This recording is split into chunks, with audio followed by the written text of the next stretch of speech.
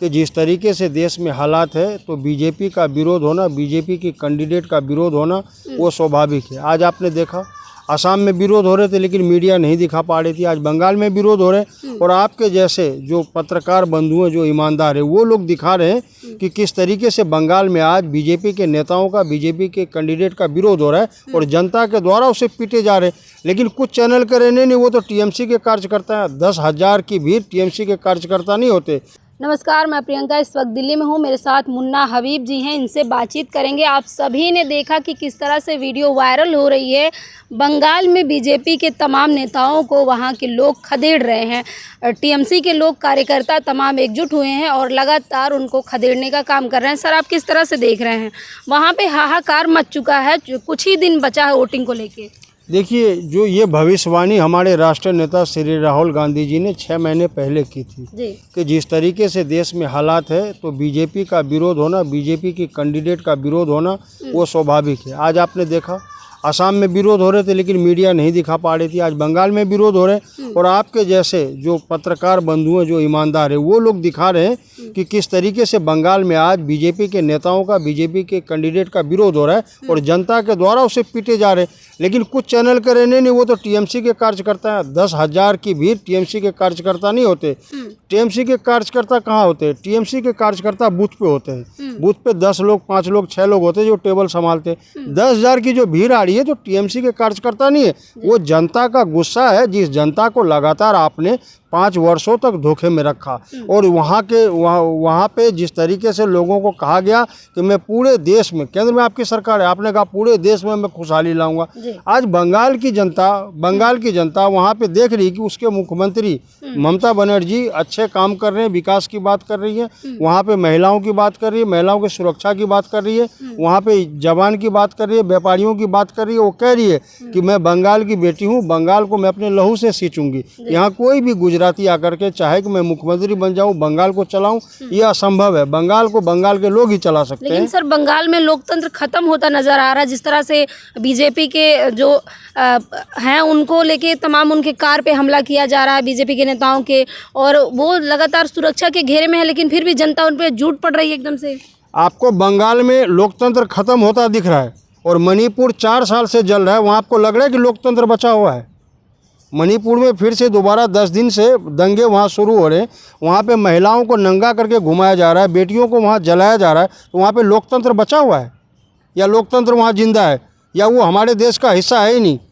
देश के प्रधानमंत्री झाल मुड़ी खाने के लिए बंगाल चले जाते हैं, लेकिन वहीं जाकर के पेप्सी पी ले एक बार मणिपुर। लोगों को ये संवेदनाएं तो मिलेगी नहीं। देश के प्रधानमंत्री कम से कम आए तो सही, क्यों नहीं गए? देश के प्रधानमंत्री दुबई जाते हैं, सऊदी अरब जाते हैं, ईरान जाते हैं, इजराइल जाते हैं, कुवैत जाते हैं, अमेरिका जाते हैं, मणिपुर क्यों नहीं जाते? वो जनता हमारी नहीं, हमारे भाई नहीं है। आज वहाँ ये हाल है कि देश का भाई, भारत का ही भाई, भारत के भाइयों के सीने पे गोली चला रहा है। ये आप समझेंगे ना, आपकी बीजेपी सरकार फेल है या फेलियर है। ये देश को एक ढांचे में नहीं ढक पा रही है, एक सांचे में नहीं ढाल पा रही है। आज हर राज्य अलग अलग सुर में गा रहा है। क्यों? आज बंगाल की बात करो तो वहाँ पे अलग राज्य सुर गाते हैं, आप बिहार जाओ वहाँ अलग सुर गाते हैं, आसाम है वहाँ पे अलग सुर गाया जा रहा है। तो लोकतंत्र बचा कहाँ? लोकतंत्र का मतलब है देश के प्रधानमंत्री को देश हित में बात करनी चाहिए।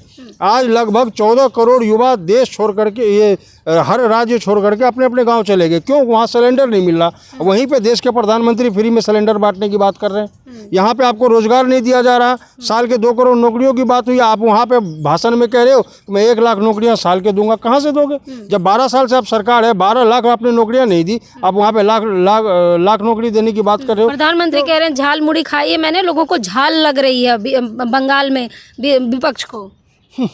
सवाल यह है कि झाल मुड़ी खाने से झाल नहीं लग रहा।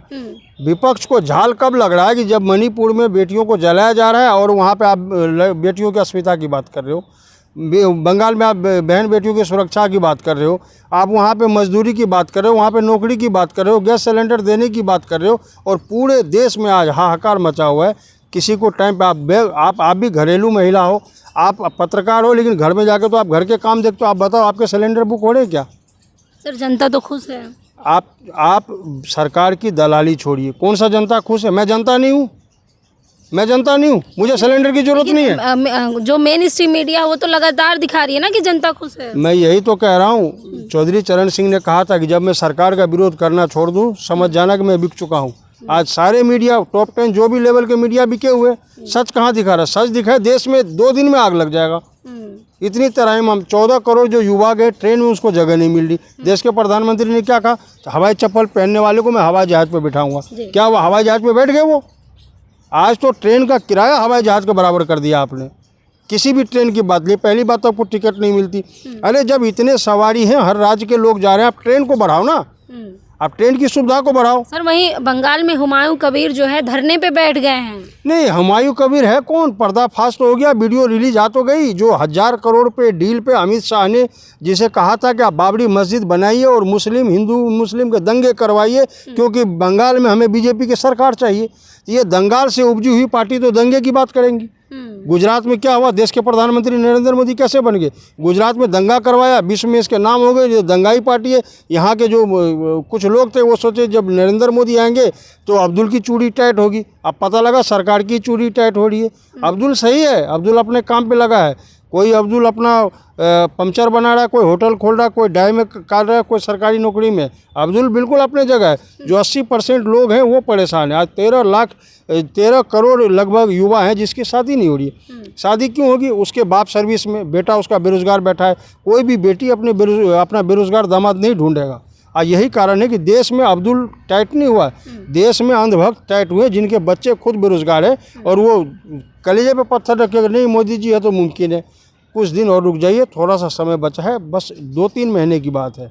जिस तरीके से हमारे राष्ट्रीय नेता राहुल गांधी जी ने कहा कि लट से युवा यहाँ खदेड़ेंगे सरकार को और सरकार के वक्ताओं को, सरकार के मंत्री को, सरकार के प्रधानमंत्री को, वो होने ही वाला है। बस 2 महीने रुक जाइए। सर आखिरी सवाल है कि बंगाल में क्या कुछ होगा? जिस तरह का माहौल बन रहा है, बनता नजर आ रहा है, क्या लग रहा है आपको? देखिए, बंगाल में ममता बनर्जी से भी जनता दुखी और बीजेपी का तो मतलब ही नहीं आने का। कांग्रेस से 35 साल के बाद इतिहास बदलने जा रहा है।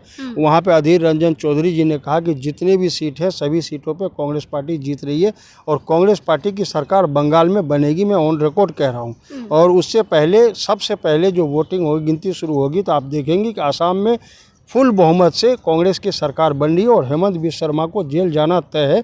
जो हमारे राष्ट्रीय नेता राहुल गांधी जी ने कहा कि जिस पवन खेरा को जेल जाने की बात हेमंत बिस्वा शर्मा कर रहे हैं, 4 तारीख के बाद जेल में भेजने का काम हेमंत बिस्वा शर्मा को किया जाएगा जैसे ही कांग्रेस की सरकार आसाम में बनेगी। थोड़ा वेट कीजिए, थोड़ा इंतजार कीजिए। धन्यवाद।